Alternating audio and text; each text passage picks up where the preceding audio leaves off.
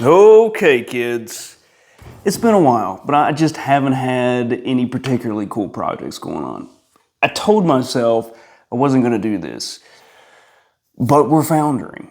I don't want to make content just for the sake of making content, but it's been months, and I did originally have an idea to do short videos on the basics of tools and whatnot.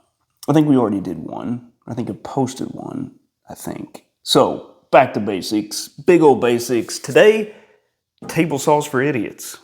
Now, there are approximately 389,463,348 saw varieties in the wild. This one just happens to be in a table and is powered. The blade, well, it's typically going to be a 10 or 12-inch blade like you might use on your miter saw, with the addition of the option to employ dado blade sets. Now, just bolting a motor and a blade on a table isn't the whole story.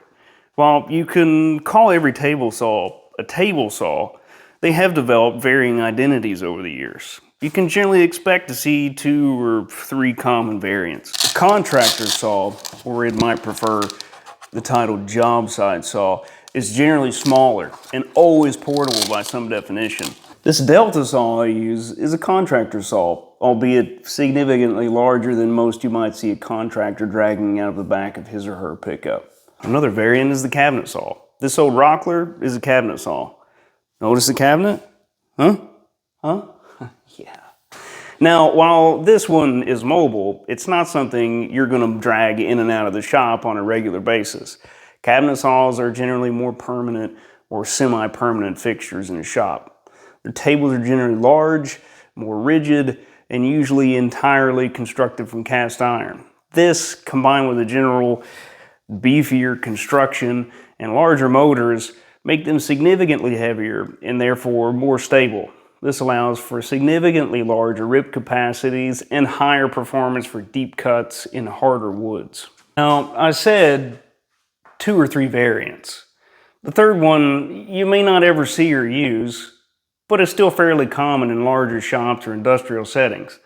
The panel saw. Essentially, it's a cabinet saw with a big sliding mechanism that can hold large sheet stock. So this allows for fast, accurate rip cuts of things like plywood, and you're generally going to see these used in cabinet maker shops or the like. We covered the major variants. There are a million finer differences we could spend all day on, but we're already aggressively brushing the barrier of basics. So let's go back to this contractor or job site saw. This is the blade, a 10-inch blade. It's height adjustable, and it tilts up to 45 degrees, as is the case with essentially all table saws. This is a left tilting blade, and is likely the one you'll see on most saws out there, although there are some right tilting saws. This is a throat plate or insert. It is generally adjustable to level with the table using screws like these. Inserts or throat plates are also variable and include basic stock plates like this one, zero clearance inserts like this, or wider throated dado blade plates. These are very important for keeping the stock you're cutting from falling below the table and into the saw or inner workings, while also allowing easy access for blade changes, maintenance, or what have you. Beneath the plate, you'll generally have some variation of this. This is a blade stop. It stops the blade spinning while changing the blade.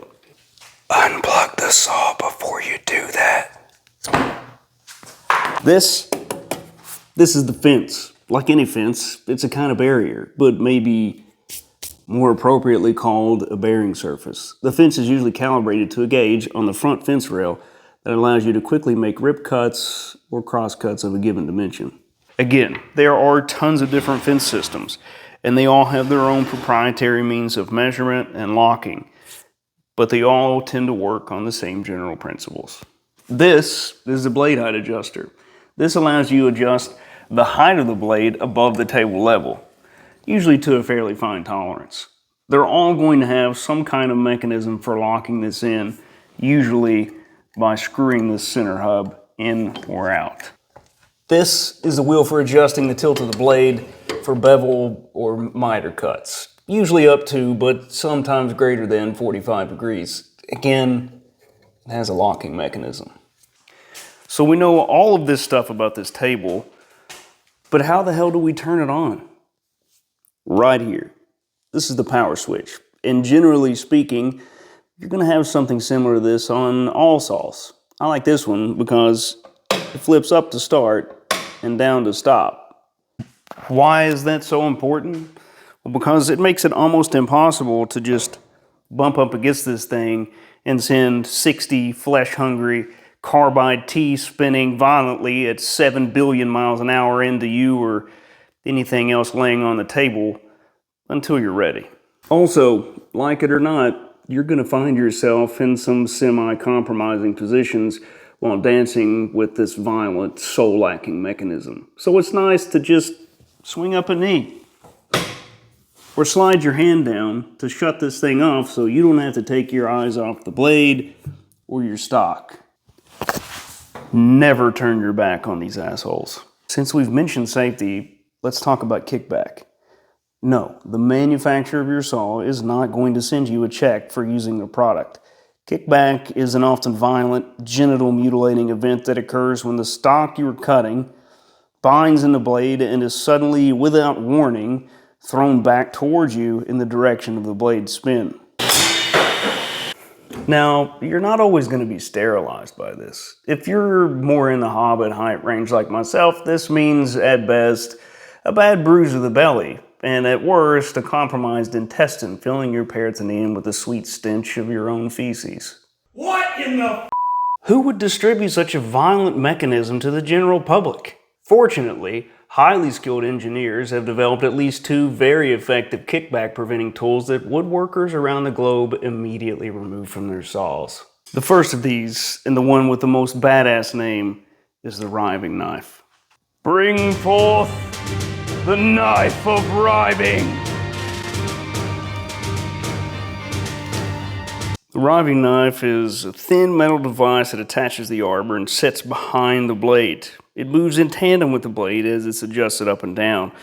And this prevents flexure, twisting of the stock, or just shitty technique from pinching the blade. Now, while some saws will employ rippers, you won't often see these. So the second commonly seen kickback prevention mechanism is the lowly pawl. Now, this is a part of the blade guard or the riving knife on most saws. It's another very important safety mechanism that almost no working saw on the planet still has in place. For some reason, the pawls for my saw have not yet found their way into the trash bin. Pawls have these serrations or teeth, and the whole mechanism works in a kind of ratcheting action with the intent of preventing the stock from being flung backward towards you in the event that some binding on the blade does occur. All right, kids, that's it for Big Ol' Basics, episode 2, I think. Questions, comments, suggestions, just leave them down below. I'm sure there's something I forgot, and yeah, there's something you want to see. Give me some ideas for these basic videos. Till next time, kids, hopefully it'll be sooner than 5 months from now.